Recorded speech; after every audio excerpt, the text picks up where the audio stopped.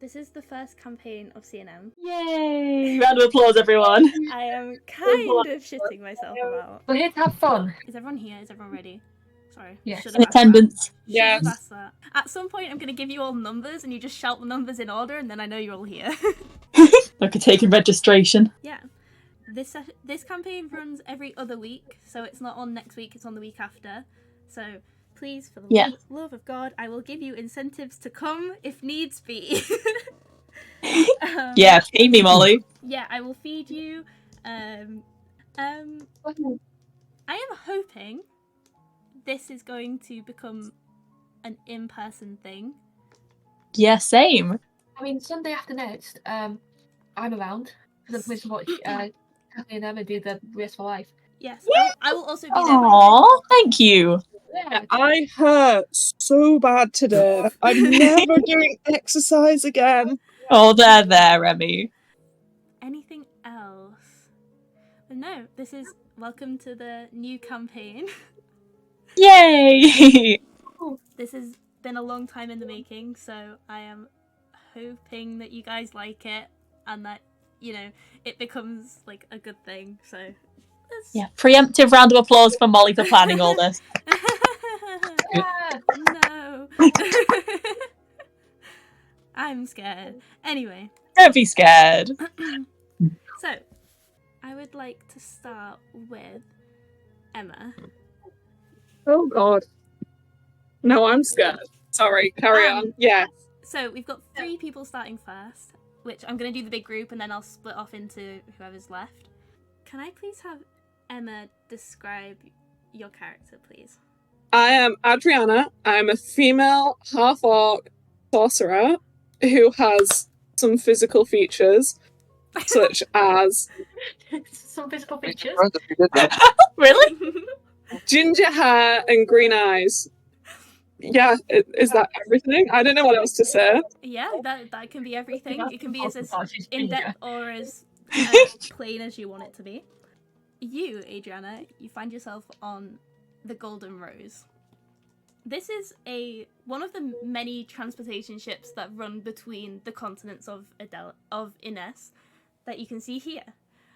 It's been a long journey. You've been on this boat for about a week or so now, because you're coming from, I think it was Closal, wasn't it? That's where you guys were starting.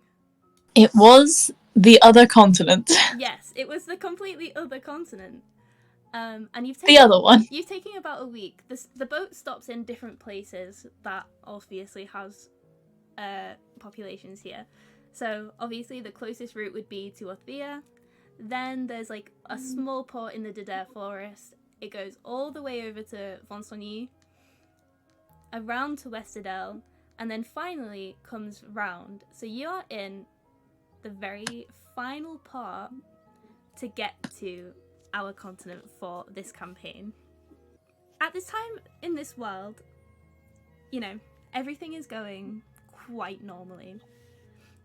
The Feywild you've heard has been corrupted and then restored. That was quite a while in the past though. Royal hands have changed and life has continued as normal. However, we have now entered an era of contentment. Or so everyone else thinks. In the back of your mind there is something brewing, and you can't tell whether this feeling is from a past envisionment that you've seen or from the lurching of the boat. Very possible. You seasick, Emma? Just be seasick, you know, maybe it's an omen, maybe you're just seasick. Maybe. It's okay, better out than in. I would also like to say, as well as stunningly beautiful, I am very clever. Basically, Wow. Okay. I have no flaws, as far as you know. She is. No, the don't moment. humble yourself too much. You're currently standing on the deck of this ship. There are quite a few people around you, all coming from different places, all having been picked up at some point on this journey. In your hands, you have the 2 tarot cards that you were given. You can't see, but I'm genuinely acting out everything you're saying. These tarot cards... Judgment and... I can't read it. Temperance? That's correct. You look at these tarot cards and magic is rife in this place. You have seen it with your own hands. You have created it with your own hands. However, these tarot cards are surprisingly normal. There's no colour to them, and they are basically just outlines. However, as soon as you opened your letter, there was an envisionment of many different things happening at once.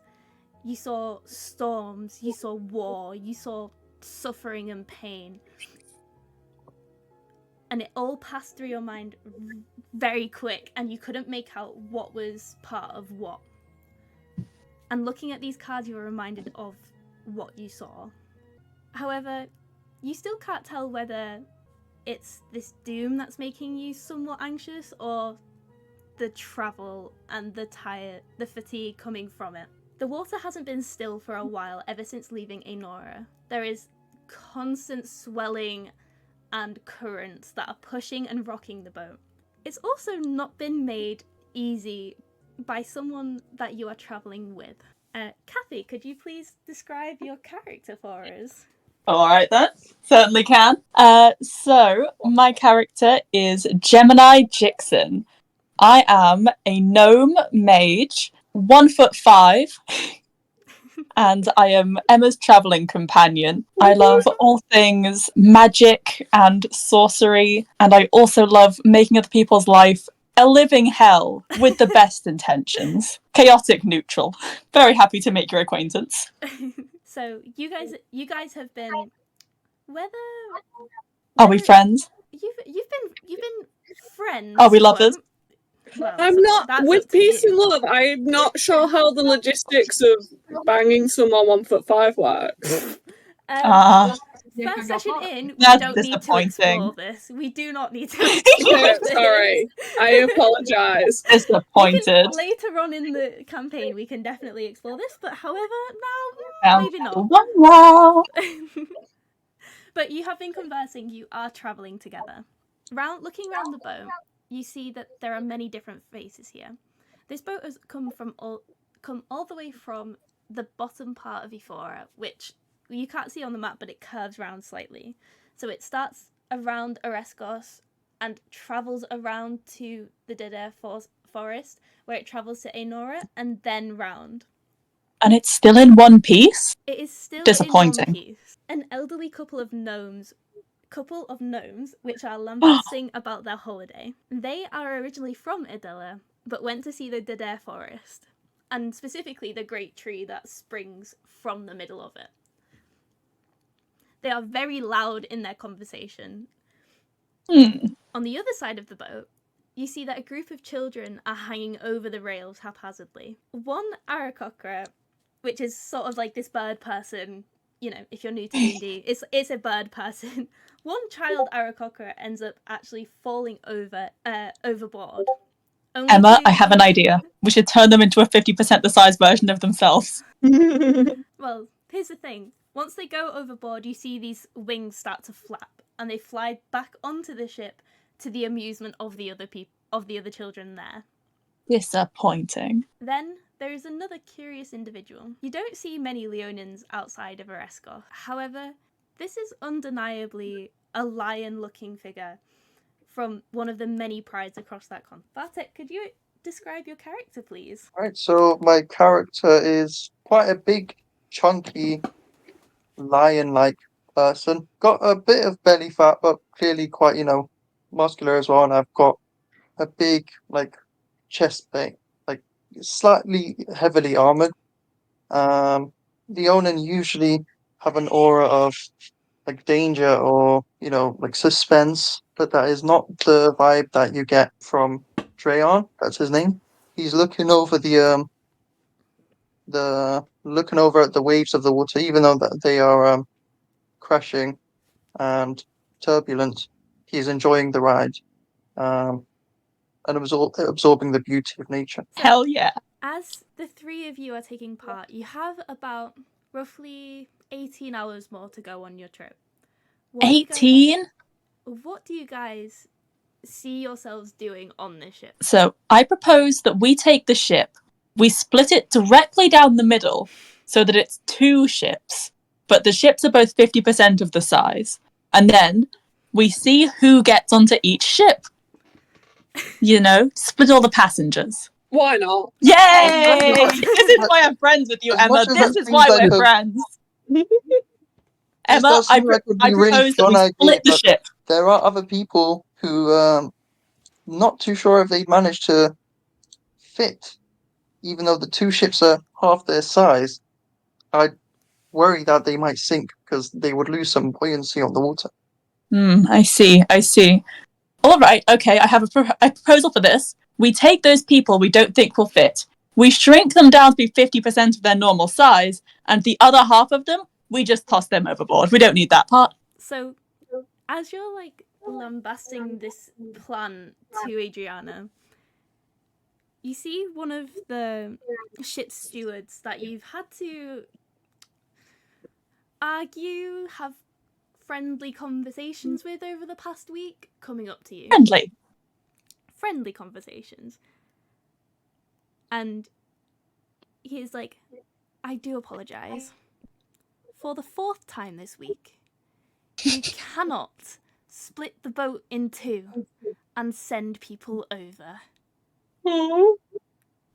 DM, Yes, I'd like to split the attendant in 2.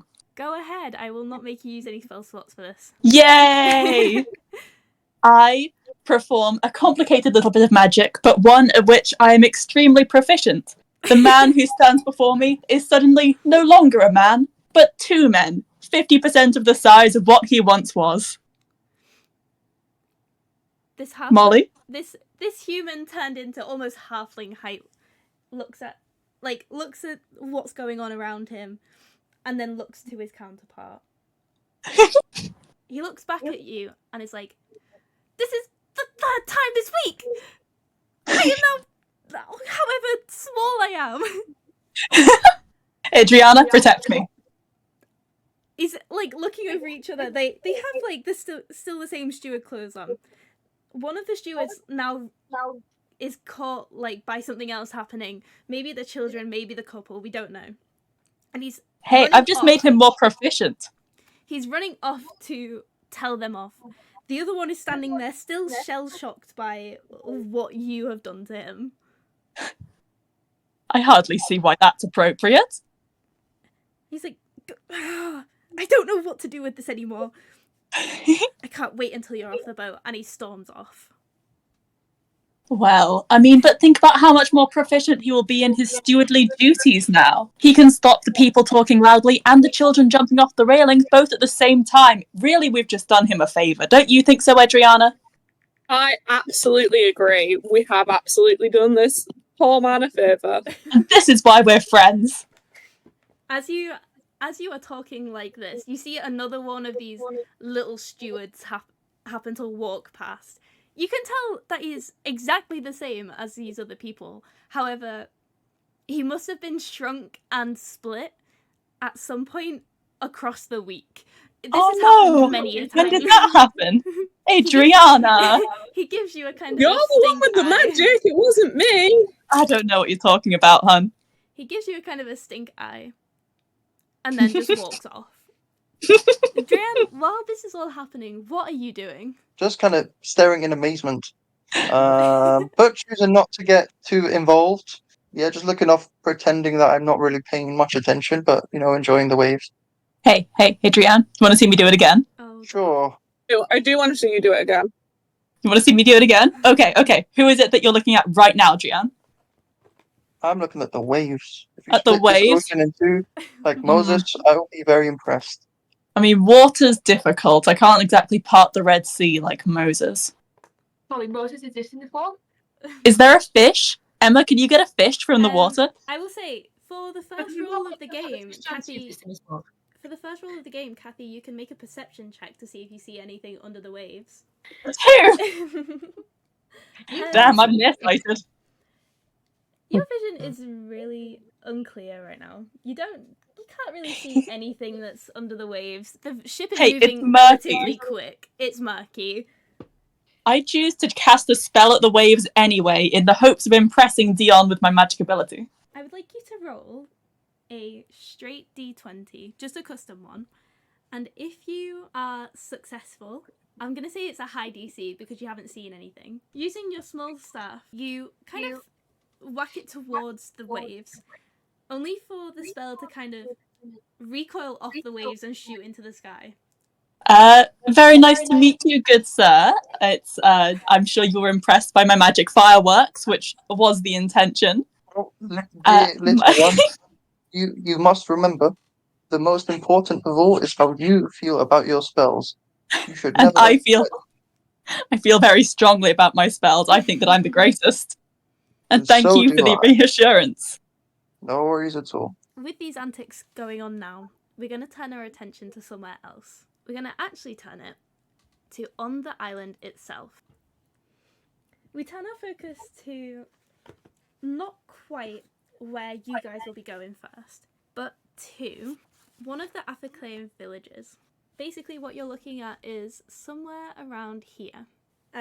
We find ourselves in Oxgard, which is one of the main cities of the Athaclaim villages. Here, you see people walking the streets in quite a stout clothing. It's kind of regal looking, kind of old-fashioned. In the centre of this village is the Grand Temple that specifically worships the goddess Athenia and the god Arnox.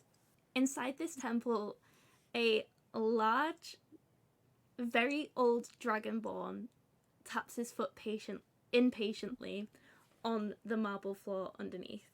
Your character, would you like to describe who we're seeing right now?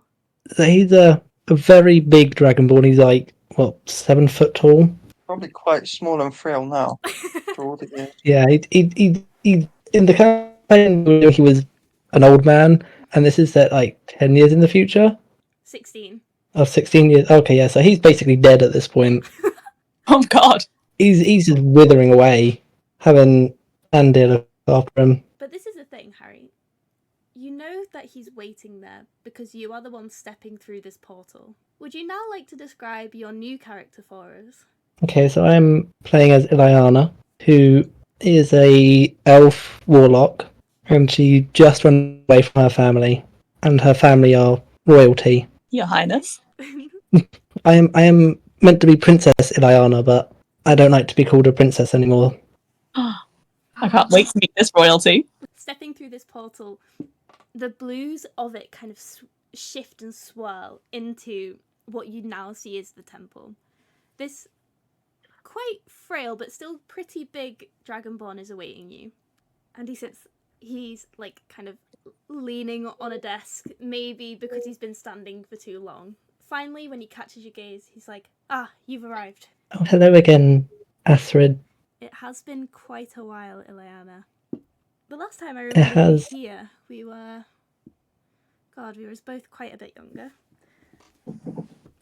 Yeah, you were basically dead on the floor.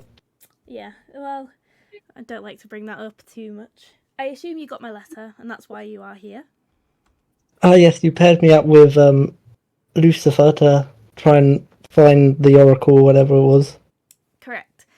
He brings you over to this big table which has this map on it. And then there is a letter and 4 tarot cards. Now, I brought you here for quite a delicate situation.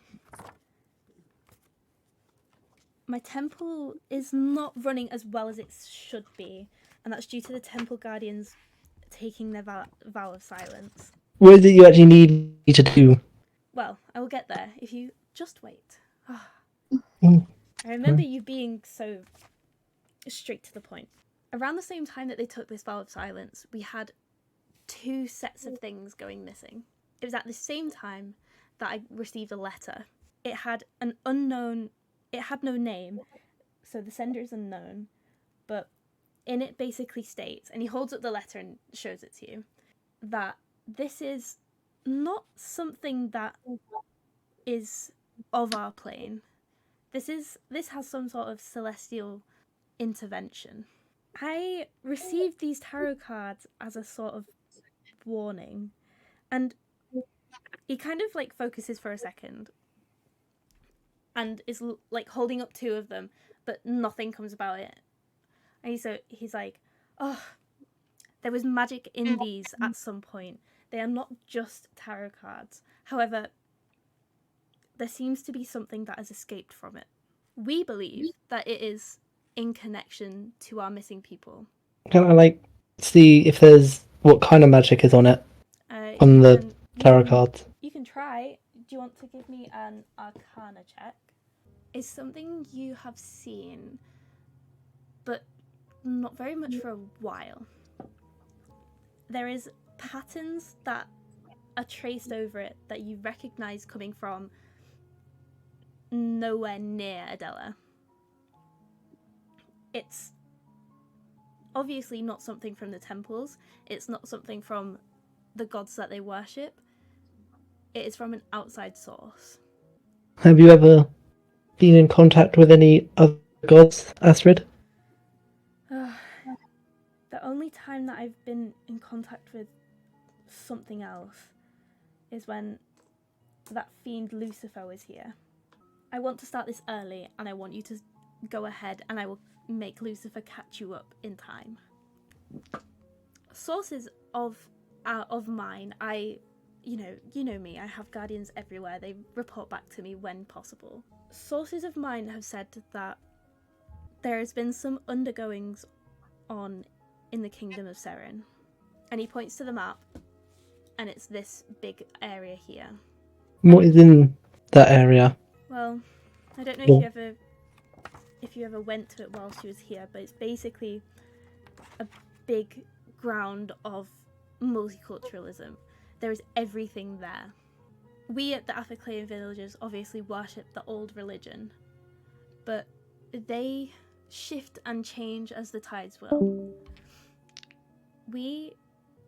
My only question is, will you accept this offer? I think I give him a green nod.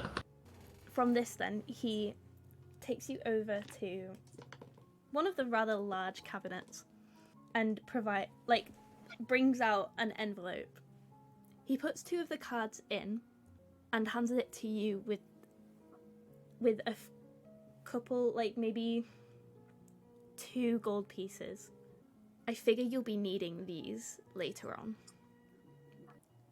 He brings you back to the table and points out to, obviously, this location here. On the outskirts of Seren, there is another portal that is connected to this one. All you need to do is just go through there and you'll be back. You'll be able to start your first mission. Once Lucifer bothers to turn up, I will send him to you. Is there anything you want to do before you assumedly leave? No, I think I just sort of head off. Okay. But as you walk up to this portal in the Afaklean villages, you also pass by some of the people that you recognise. These are some of the temple guardians. They kind of give you a look, and then a nod, and then keep walking. How do I know them? You know them from when you was here previously, and you recognise that these are some of the people that you had quite good relationships with, and yet for some reason they did not stop to say or to do anything. So we're just sort of walking past, just saying hello. They don't say anything. You can say hello to them if you want. They will not say anything. I'll probably just give them a little wave. Okay. It's like, ooh, hello. So, walking up to this portal, this is something you've done quite a few times, being not only princess but also scholar. Taking a deep breath, you walk through and it swirls and shifts around you again. And as we head into Seren, I'm going to shift paths a little bit into the heart of it. We end up at a place called the Weathered Spoon. No. That possibly could have come from. This is a pub chain across Seren, and it is I bet the Wow. pints are sick. and varying But it's cheap. price range at each of them, but is relatively cheap. Highly affordable. Inside you go in, and it's quite big on the inside. There is a lot of seating where many different people are. This place is bustling with people, waiting staff, dragons, dragonborns, all sorts of what you can imagine. Sat at the bar is a very peculiar person, listening to a drunk ramble from one of the more regular patrons. Liv, can you please describe Mr. Tea Time? Hello, so you see Mr. Tea Time. He's got, he's a relatively unassuming looking gentleman for the moment. He's got big bushy beard, bald head. He's got a big long brown greatcoat on that does pretty much to the floor, stopping at these like big stumpy black sensible boots. By his side, he's got this kind of unassuming looking battered leather briefcase. It's been around a bit. On his head, he has the silliest and most ridiculous bright green top hat you can think of. And then once you've thought of that, make it just a little bit more silly just on top of that. And he sat down at the minute, but what you'd notice if he stood up is that he's quite tall. Like he's a solid 6 foot odd. He's weirdly proportioned. He looms without meaning to. He's not. He looks like someone who doesn't quite fit into his body. He's not quite. He moves a bit awkwardly, like he doesn't mean to. And yeah, that's Mr. Tea Time. He's just chilling. He's got his drink. He's at the weathered spoon. Hey, welcome to the story, Mr. Tea Time. Mr. Tea Time he's not really taking that much of his drink. However, it's slowly going down as this guy keeps talking to him. As you zone back into the conversation, you hear like a hearty laugh before your hat. It's so silly.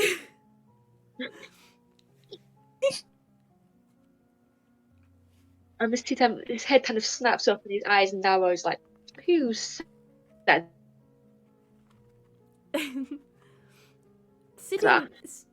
Sitting next to you, there is quite obviously drunk one of the many people in this bar.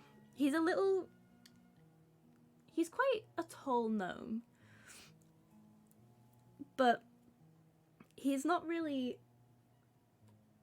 you can't really see that he's quite a stout guy. He's sat like hunched over the bar, laughing his face off, and keeps looking at you and starts laughing again.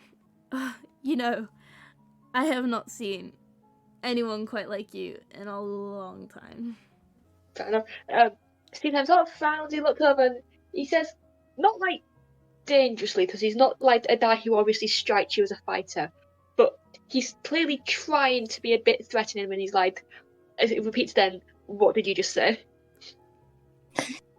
Yes, Mr. Tea Time. The drunk guy is kind of like, I'm not saying anything. Wow. I'm just it's so wow. Anyway. I need another drink. And he kind of like clicks at the waiter to come by. Mr. Time's he's clearly having like an internal argument with himself.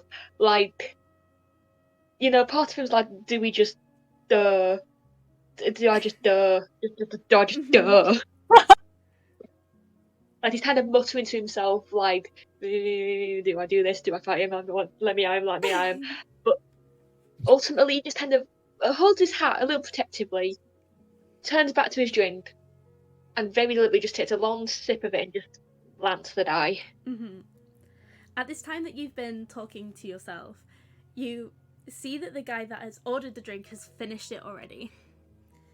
He gives quite a loud, like, belch before looking back at you and going, there's a lot of weird people here. I've never seen anyone like you, though.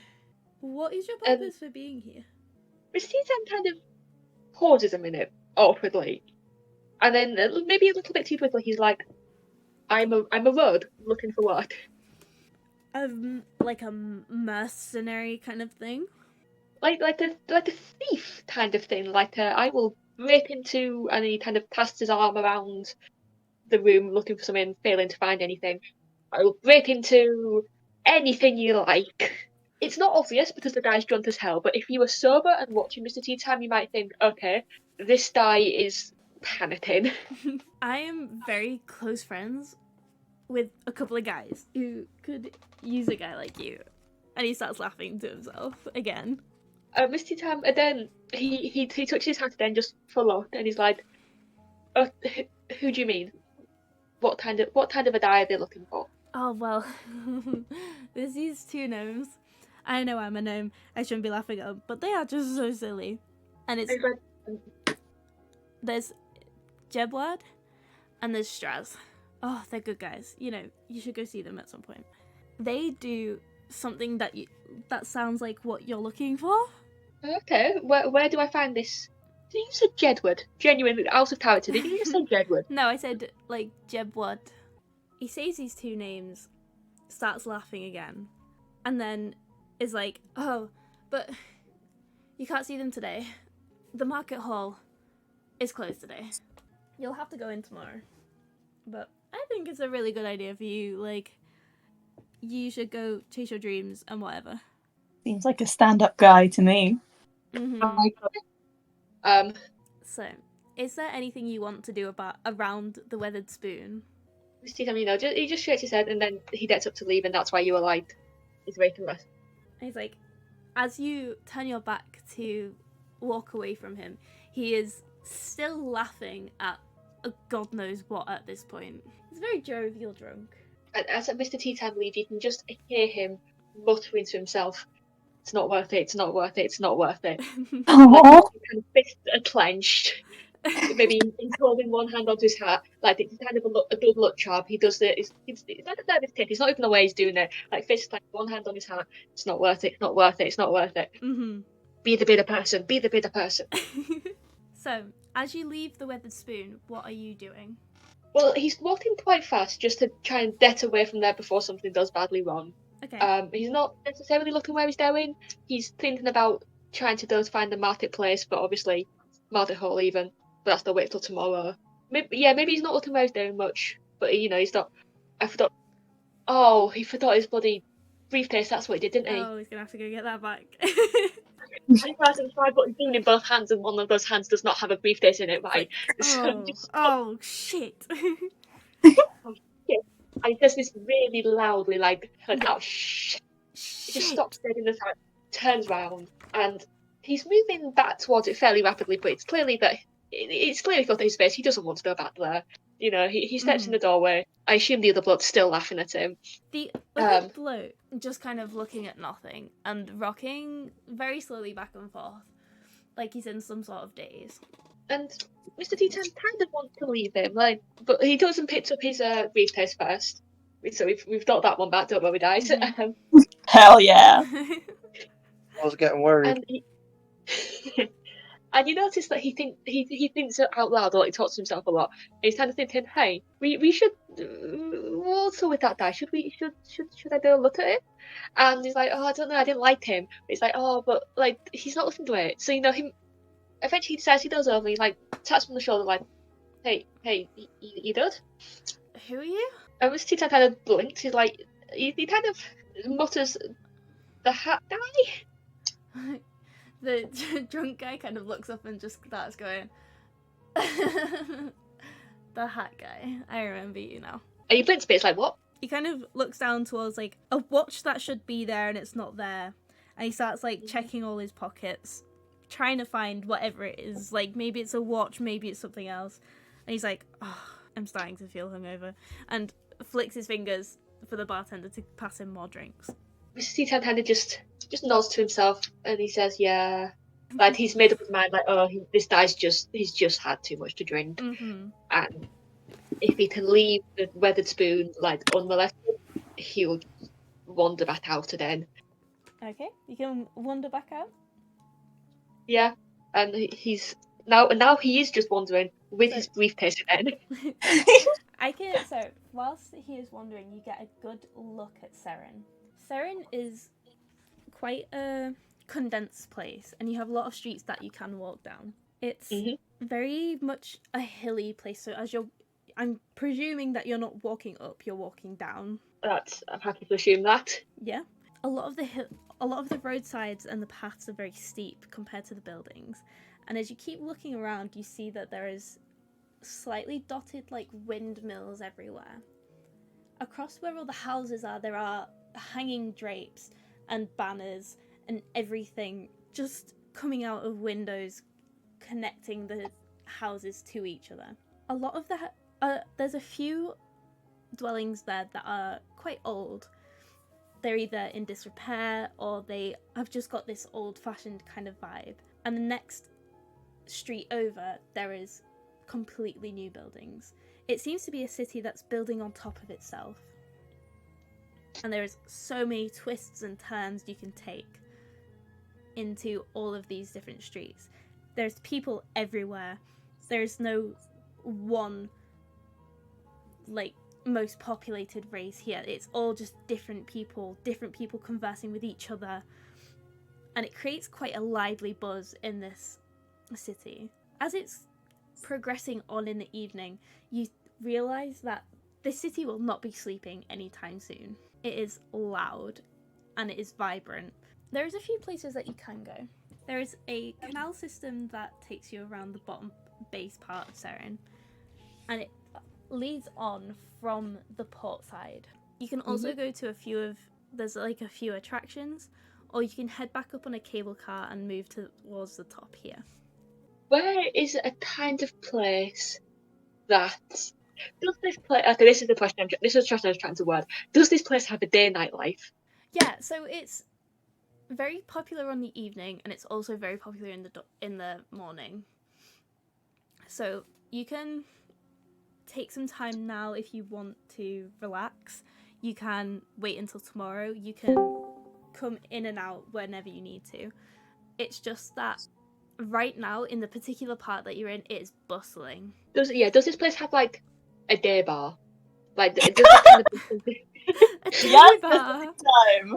Yeah, there will be some that you can definitely try and find, but they will not be open at this hour. That's fine. He's not going to go in one. He's just going to gaze wistfully at them, and he's not going to think. Don't worry about it. He's fine. But like as he's wandering, he'll pass by one with like the fantasy rainbow flag out, and it'll catch his eye, and he'll just kind of like smile to himself and like nod to himself, and he'll be like, yeah. It's stood here, yeah. Okay. And then he'll move on. Like he'll have a drink. If it was open, he'd have a drink, but he's not like sad about it. But he's just kind of pensive, just at peace with himself for a minute. Yeah, they're not open right now. This is technically what would be a Sunday night, but this is not what this calendar goes off of. You see kind of shops kind of starting to close and get ready for their like downtime preparations. People are still walking between all of the late night bars and everything like that. As you walk to one of these streets, you end up bumping into someone. Oh no. And this happens to be, you don't know, your character does not know this, but this happens to be Ileana, and you both come tumbling to the ground. Immediately, Mr. T sounds like, oh my god, I'm so sorry, I'm so sorry.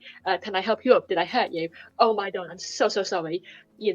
Kind of quiet voice. You can't really hear what she's murmuring right now. Mr. T sounds like, sorry then, I'm Mr. Tea Time. What's your name? Can I help you anywhere? Can I? He keeps on apologising profusely, and he's desperate to do something to help without being quite sure what that thing is. What would you like to do, Harold? Give a very judgmental look to Mr. Tea Time. He crumples in on himself a bit, like he's very sad about this judgmental look. What do you guys want to do here? Are you gonna keep going, Ileana, or are you gonna speak to this figure that you've just bumped into? I just walk past, just a judgmental like look, and then I just keep going and just almost ignore him. Mr. T kind of starts off following Ileana and kind of says to himself, maybe this isn't helping, and then he kind of stops following, but you know what, the kind of person, but doesn't follow, Does not follow at all. So as the evening draws on, some parts of the city are getting louder and louder. However, you end up wandering back to the tavern that you're currently staying in. This is a place that you've been for a couple of days, and you have familiarized yourself with this area. As you enter into it, The bar staff looks at you, and it's a quiet part of town, so there's not really many people in there. And he's like, late night walks again, tea time? Mr. Tea Time kind of laughs awkwardly. He's like, ha ha, you know me. Have you found what you're looking for while coming here? Kind of hesitates a bit. He's like, I think I found Wonder. It might be, you know? Wonder. He gives that same sort of sad little smile, which if you were stalking him over the evening, you would recognise that he did at the day bar. Right. He's openly there, by the way. This is completely irrelevant. But he does Okay. not have internal homophobia. He has something else going on. Okay. Aww. You get the barkeep kind of looks at you and just chuckles a little bit and just goes, well, if you need some work around here, I'm not saying it's what you're looking for, but if you need some help, we always have some part-time jobs going around here. Because I also need you to keep paying your room. And he's like, oh yeah, yes, of course I'll pay. What do I owe you? And he's like, and I think I found a job, but thank you for the offer. You know, he's very like, I'll keep you in mind. Mind. Brilliant. Well, I think it's only a couple of silver for tonight. If you want, I can add it to your tab for when you inevitably find your own place here. Mr. Tea Time just kind of like nods his appreciation. He's like, you're very kind. I tried to be. Well, any plans for the evening? Oh, you know, just gonna hang out, really. And then he pauses. He's like, hang out with myself. I do not want to know anymore. You keep your antics to yourself. And like he laughs good-naturedly. He's like, ah ha ha, and then he touches his hat, like, you know, kind of instinctively. Mhm. He's like, I bid you good night. I hope the crowds aren't too rowdy. And obviously, it's quiet around here. Inside joke, or maybe if it doesn't land, but. The barkeep, not knowing what to do with this awkwardness, is a bit more used to people being rowdy in here. It's like, ha ha ha. And Mr. Tea Time, you know, he takes that as his cue to leave. So he's like, I bid thee good night, fair bar staff, and then he cringes at himself at that. And he just kind of. And to you, kind tea time. And Mr. Tea Time, under his breath as he goes up the stairs or to his room, he's just he's just saying to himself, don't do that one again. Don't do that again. Yeah. As you head up the stairs to your bed for the night, we pass back now to Ileana. What are you doing this evening? I am waiting for someone. Where would you be waiting for them? I'm yet to hear from a friend of where this person is. I need you to make a perception check for me. 7. So, you've been walking the streets from the portal for quite a while. You've not really seen anyone you should be concerned about. And getting into the square, you necessarily hear someone coming up behind you. Until a hand grabs your shoulder. It spins you around, and what you see there is this light blue attire. Like, quite shiny armour. Doesn't look very in place with the rest of the people here. One of the knights turns to you and says, "What are you doing here, princess?" I have run away from home and now I'm trying to find a new one, and I'm just seeing where life takes me at the moment. Your father is very worried about you. I don't care about what my father thinks. He never cared about me. Well, we obviously cannot get back home tonight. It takes quite a while to get to Othea. But if you will, I can find you a place to stay and we can go back tomorrow. I turn my back to him and just ignore him.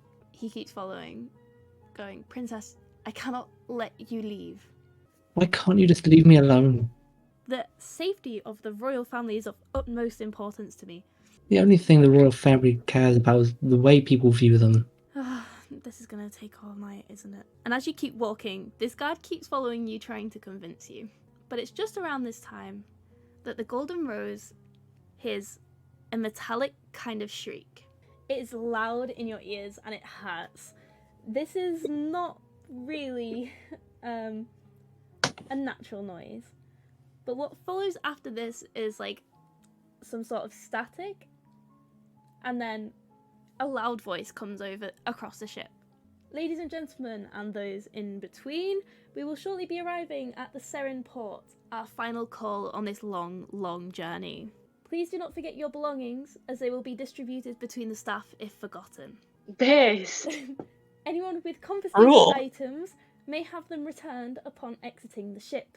We thank you once again for choosing the Golden Rose Transport Company and none of our competitors." With all of this hustle and bustle, you see people gathering their things, trying to collect suitcases, bags, and children. You know, how they can get away. Everyone starts to head to their chambers to pack their belongings. I'm guessing you, Emma, and you, Kathy, shared a room? Sort of Well, thing? I definitely. Yes, I think so. I Yes. recall Oh, yeah. that on our way off the ship, we take a stop by the confiscated items bay to collect everything that I brought with me onto the ship. Bartek, are you also heading to the confiscated items? I suppose I'll wait on the side, I suppose, while they're looking through their stuff. Okay.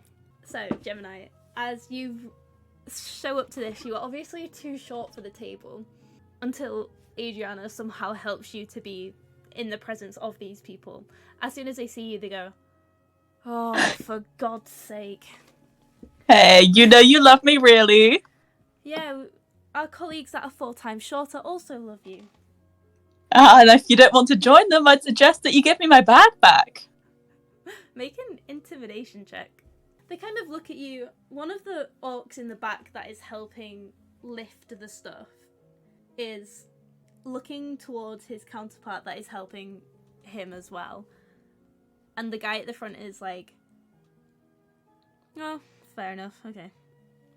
And Yes. he clicks to these people. What they bring out to you is a full chest of items that were confiscated before you step foot on this boat. Just hand luggage. Some would call that. There might be a few explosives in there. Only a couple, though, and not bad ones. Adriana, would you have anything that is also in this confiscated bin? Yes.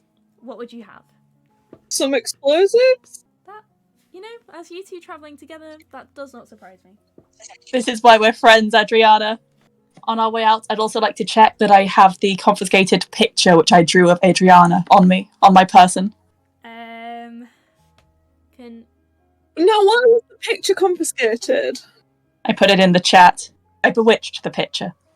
Yeah, but if anyone who wasn't Adriana held it, they would become 50% of their normal size, because only some people deserve to see certain objects. So, with this particular confiscated item, you see that one of, like, the guy that was originally serving you picks it up with, like, a pair of tongs. Is he 50% of the original size? What's going. He's not 50% shorter because he detected magic on it. Damn it. So he took the tongs out, gets the picture, and hands it, looks between the two of you, you don't need to be any shorter, and gives it to Adriana. That's okay. Adriana can hold it. Bartek, have you got anything in the confiscated bin kind of thing? No, I had everything on me. Okay. That's why I waited off to the side, just the backpack. Not much stuff. Alrighty. So as they step through the confiscated aisle, you can meet up with them now. They are, like, through security, you could say. I was like, you guys took a while. Well, we had a few things. I'm carrying a huge chest of everything that's been confiscated from me on my own because I'm a strong, independent gnome. Well, congratulations, strong, independent gnome. Let's hope no one is half their size, and let us continue on our journey. As you, well said, new friend. Let us continue. As you make your way out, I want you, all 3 of you, to make perception checks. Fucking hell, you got a natural 20. Hey, nice one. So, you guys, all 3 of you managed to all 3 of you noticed the rather large notice board that is hanging outside of the dock that you walk into and into the city. Adriana, however, you stop to look at it more. There are several different, like, leaflets and things on here.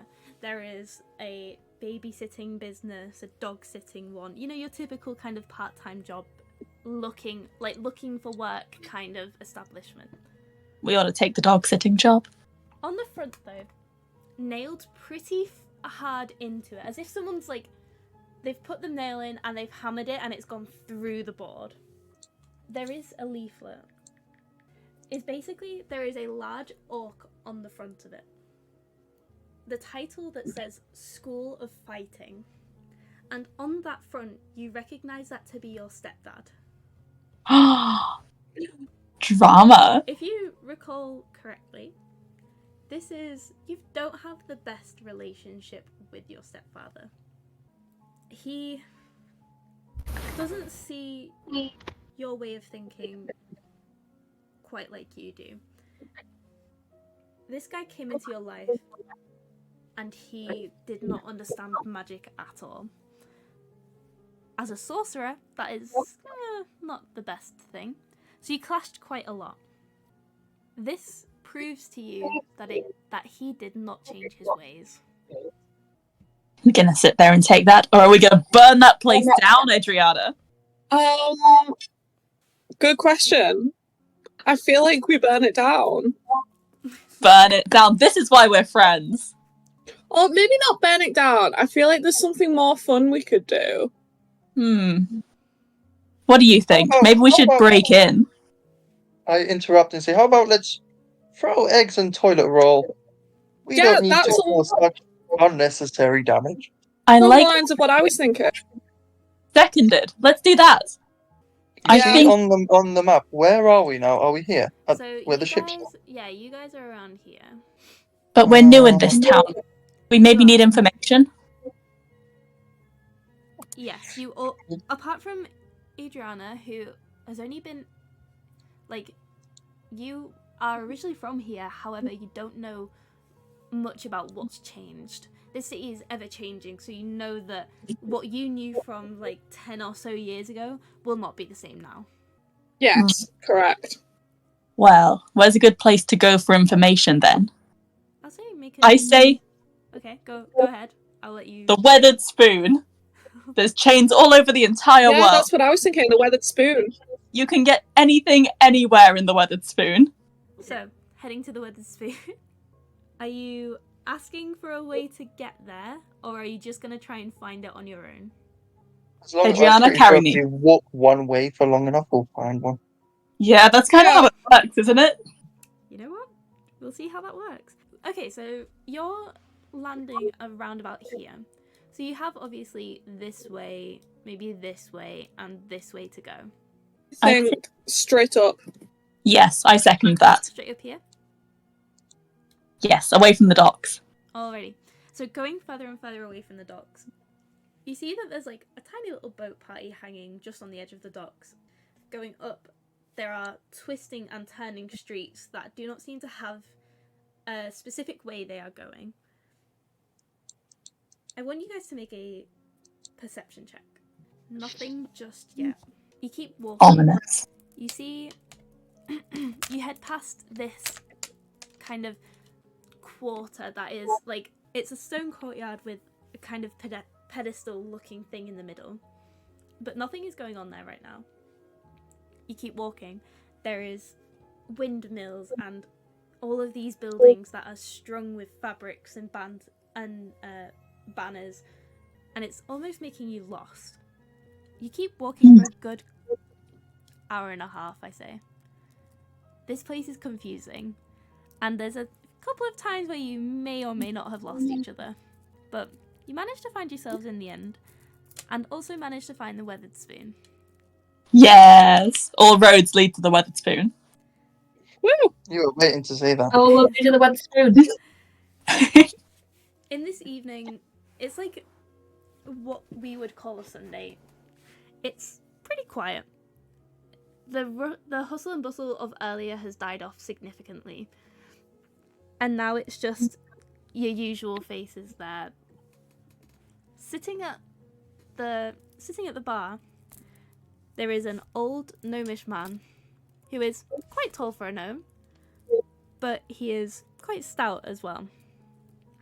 And his arms are crossed on the bar, snoring away with his head on his arms. Gemini Jixin is instantly jealous of this gnome's height and would like to try and strike up a conversation with the hidden intent of eventually making him a bit smaller. I walk up to the gnome at the bar and loudly introduce myself. Can I purchase a tap water from the bar? You can. You'll have to call the bartender over. Bartender? A little, like, thin kind of half elf comes running up and is like, "Yes, miss. 1 tap water, please, for me and the gentleman next to me. Tap water. Just tap water. But this is. Oh, never mind." And he goes running off again, and almost as if he's like not been away, he's back again with 2 tap waters. Thank you very much. I tip both of them over the sleeping guy's head. What's the rule on fraternization? Fraternize with whoever you want. If you can do the logistics of it, and you make inner peace with that. Hold up. When we say fraternization, is this a euphemism? Okay. I was just checking. Thank you. Yes. Good. Already? I would like to sleep with the bartender. Because bartenders always have the information. I'm going to seduce the information. Morning. Okay. No, but you're not even going to like ask. You're going to stick straight to seduction. So I'm gonna say, gonna have to try and seduce him. Number 1. Okay. Number 2, Dreyan, what are you doing during all of this? I just kind of sit down, and after Jem asked for the 2 waters and spills them on her head, I say, just to the half elf, sorry about that. Can I grab half a pint, please? A pint, that'll be. He checks like the list on the bar. That'll be 4 silver. Sir, I hand over. Thank you. And then he runs back with your pint just as quick. I would like a whiskey, please. That's gonna cost you 1 gold piece. Okay. Do I have to pay in I mean, you don't have money, to. or is there anything else I could do for you? This is a franchise establishment. Usually only one form of payment is accepted. Is that a however I sense? Molly, I would like to be the best wingwoman by casting a charm enhancement on Emma so that she can seduce the bartender easier. Alright, so you're casting Charm Person on the bartender. On the bartender? It's wingwomaning, okay? It's fine. How do you charm him? With a wave of my wand and a flock of doves and a beautiful cloud of pink magic settling daintily over his head. As he kind of sees it, and it's almost like a dust cloud has been blown into his face. And he starts coughing out these like pink sparkles, and then his eyes blink, and then look towards Adriana. And this is the slowest he's been all night. Leans on the bar with his arms, hand propping up his face. And he's like, well, I'm sure I can give you a discount. What do you have in mind? Well, I was just wondering if, when you get your next break, if we could hang out, maybe in a cupboard or there's back rooms in here. Yes, queen! Cool. Looking towards like how busy everything is, he takes like one look at Jem, one look at you, and he's like, the gnome stays here. The gnome is fine with that. The gnome doesn't want to come with. So he looks down the price list again and he goes, 6 silver. Deal. Okay, mark that off on your character sheet, please. Okay, so hand over the money. He starts to walk away to go to attend to other customers, but gives you like a slight wink as you leave. And with that, you've poured the tap water over this guy, and I have indeed. he wakes up and he's like, oh, Fantastic. what? Oh, I'm cold. All right then. Well, hello, sir. Wakey, wakey. Nice to meet you. I would like to lead him over to the table with Dreyan. Okay, You can lead him over. Wait, Fantastic, who's being led over yes. to me? I am indeed. We need multiple people on this investigative, we need to interrogate him. Find out where this Is fighting it the school fat is. gnome or whatever he is? Yeah, the drunk gnome. So, you take him over and he like sits down quite unbalanced and he's like, oh, what's going on? Ugh. Well, first things first, sir. We're just a bit concerned about your health. I mean, you seem to be shaking really badly. Can we do anything for you? Oh, he looks down at his hands that are very much shaking. He's like, I need an ale. Make that 2. The shaking will stop. An ale. Well, I mean, I see I would, but the bartender may be otherwise occupied right now. So, do you think you could maybe settle for another dose of water? I go to pick up another glass of water, which I could tip on his head if he doesn't stop me. The bartender is not there to take your tap water order just right now. God damn it, he's occupied. So, I do have my half pint, so I just give it to him. I was like, "Here, mate." ugh, Solid he's move. like, he downs it and he's like, this beer is shit. I will curse him for his rudeness if he's not careful. So, you won't Well, get for... you're right. It's not the best, but that's the beauty in life, finding out new things, isn't it? You What's won't your name? get for what reason? Yes, sir. Well, you see, we're in a bit of a predicament. We're new in town, yes. Have you heard of a certain fighting school run by a certain orc that we might know? Lots of schools, yeah. You have your fighting school for fighters, your fighting school for rogues, your fighting school for what's it called? Orcs. Orcs are usually big fighters. Damn it, Drayan, he's useless. Give me the word and I'll shrink him. Oh, I think he said orcs. Isn't that Orcs? what you guys are after? Oh, you're right. Yeah, it's like a new one. They just opened up near the square. The guy who runs it is a dickhead. A dickhead. Yeah, Bold move.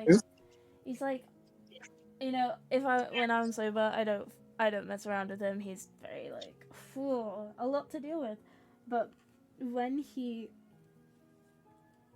got like stupidly annoying after like opening that school. He's been remarkably helpful for a drunk guy, Drayan. Maybe we'll spare him. I think he has been very helpful. That is a fine idea. You guys are buying me more beer, right? Oh, Well, yes. I think you've had enough, my friend. How about we get you home? Yes, that's a good idea. Where's Adriana? Adriana, where are I you? reappear Hopefully found a lot of information.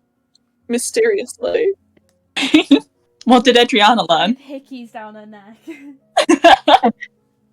Well, I learned some gossip. Ooh. And I also gave the bartender the time of his life, so he owes me if we ever need a favour. Hell yes, that's why we're friends, Adriana. Can I do a quick spell to cover up those hickeys, just in case she needs to do this again today? Oh, I'll allow it. good. Yes.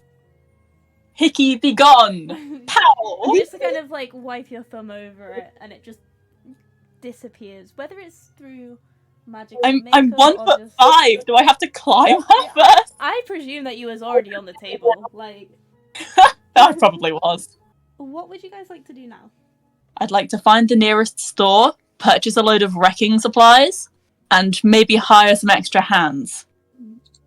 I have some extra I would hands. like to make sure that the wrecking supplies are not too wrecking, and ideally eggs and toilet paper. Of course. Just eggs and toilet paper, Well, yes. Right now, you don't know where these wrecking stores are. Oh, surely they're every corner around here. Well, I mean, how people need toilet paper, surely, on this continent. Toilet paper, explosives. No, they have squat toilets. I would imagine the Seren Marketplace might be a good place to look. That's actually where I'm headed. And then I asked the drunk guy again. You wouldn't happen to know which way to the Seren Marketplace, would you? I feel like I've answered this question already tonight. The market is shut today. God damn it. I didn't ask if it's shot, my friend. I think you've had too many. Where is it? I've had too many. It is. Oh. You know what? I will show you tomorrow. No, that's very fair. Besides, I'm sure we can find out from someone else. So. But so also, my Revenge has waited this long. Revenge can wait a day if needs be. Adriana, you're so right, but here's my proposal. This man will take us tomorrow, but we can't drag him everywhere with us. Let me shrink him a couple of times until he's maybe an eighth of the size. We'll put him in our bag, take him with us, and tomorrow he'll take us where we need to go. Fine by me. Oh my god. Yes, this is why we're friends. You are forgetting one very important thing. Something called consent. I'm not familiar.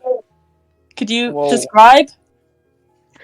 See, the thing is, this lovely chap who is drooling on the bar right now. Yeah, he's drooling. He might not want to be enslaved in your pocket to tell you which way to go. I'm not following. See, where I'm from, the Leonin, they do what they want. Similar to you, I think you'd get along very famously with them. However, see, this thing I've learned through my wanderings, some people sometimes say no. Really? I look at Dreyan for a second, and I look at the table, and I look at the drunk guy. Molly, I would like to split the drunk guy into at least 8 different people. Can I do that? It's very late in the evening, and you have been having somewhat restless sleep for the past week or so. Which means that, despite your energy, you are feeling pretty tired.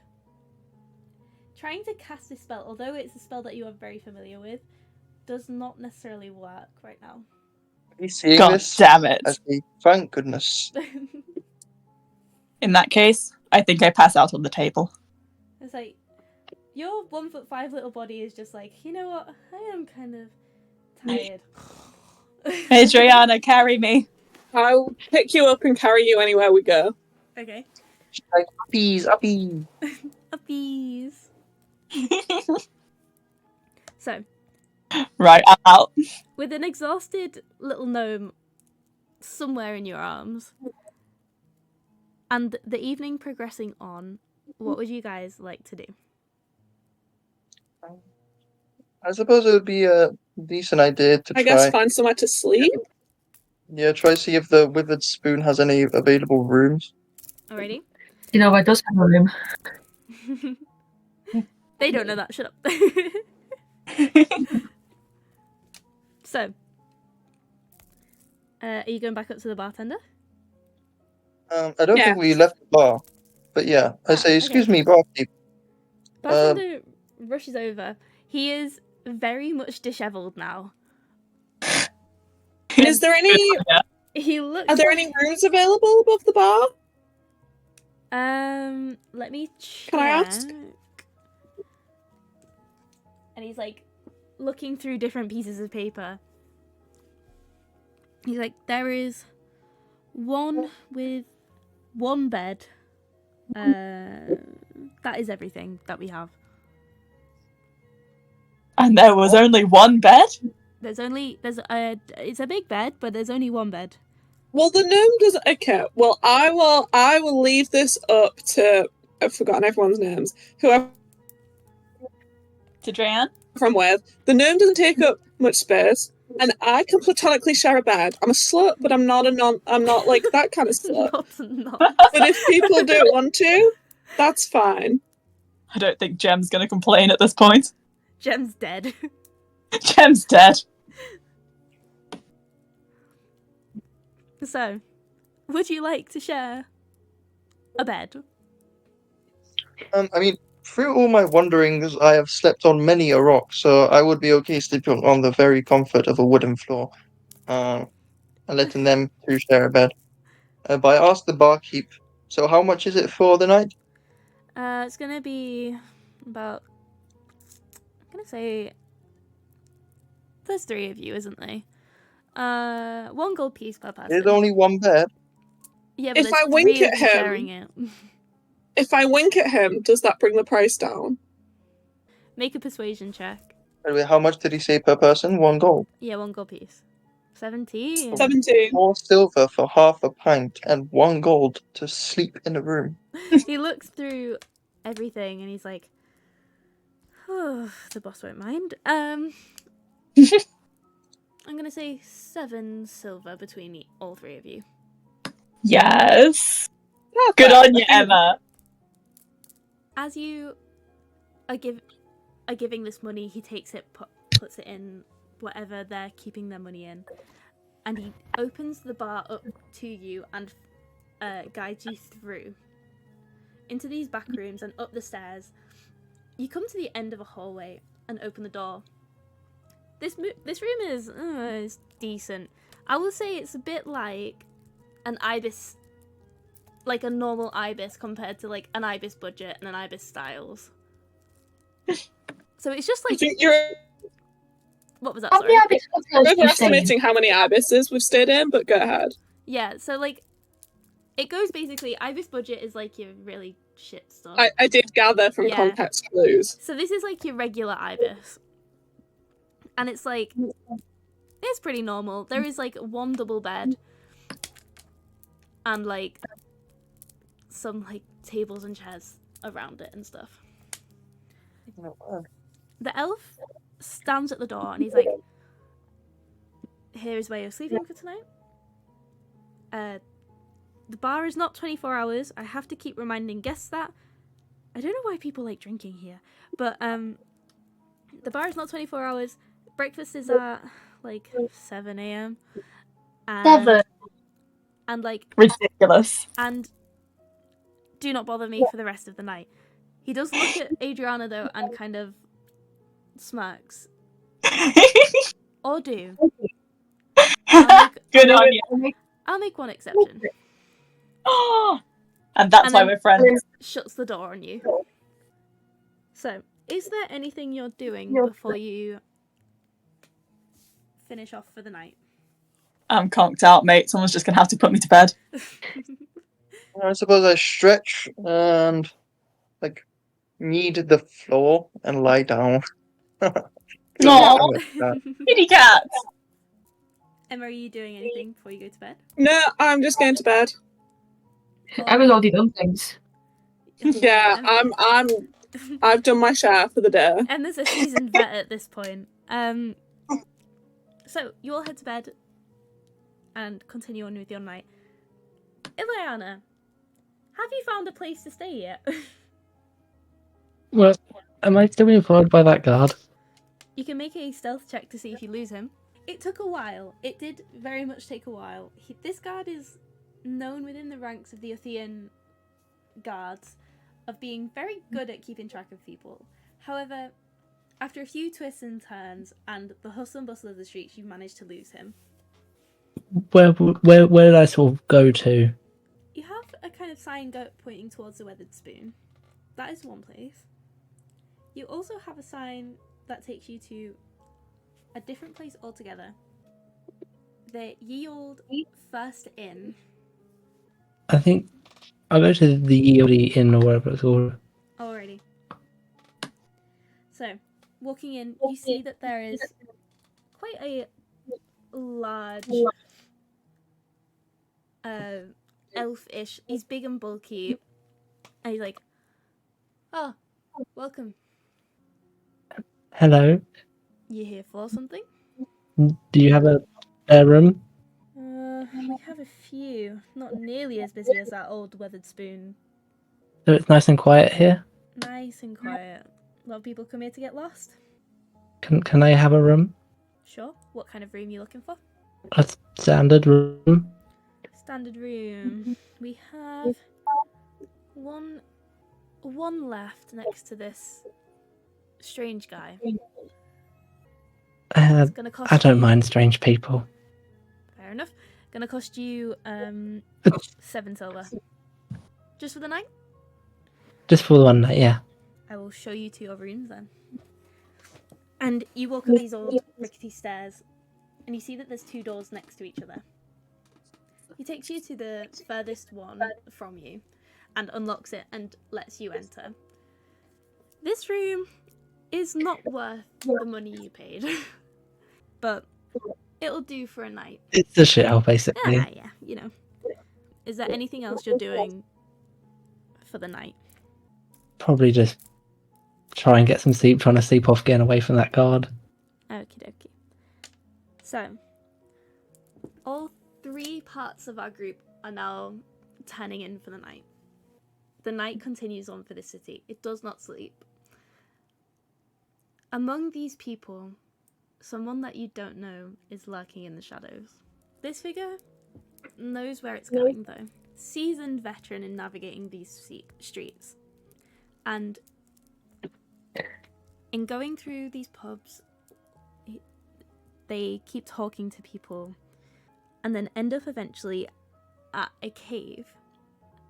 They enter it, taking one look behind them before disappearing into the darkness. And that is where we're going to end tonight's session. Yeah! Round of applause, please!